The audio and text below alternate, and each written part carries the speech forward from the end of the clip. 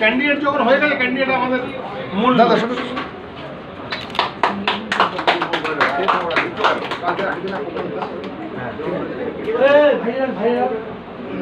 বাবু কোথায়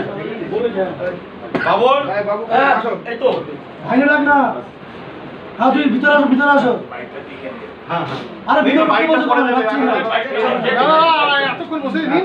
ওরা আছে ওরা আমাদের আমাদের এই আর প্লাস আমরা লাগিয়ে দিয়েছো খাবার হ্যাঁ খাবার সব চলো আমরা যাবো তো হ্যাঁ চলো দাদা চলো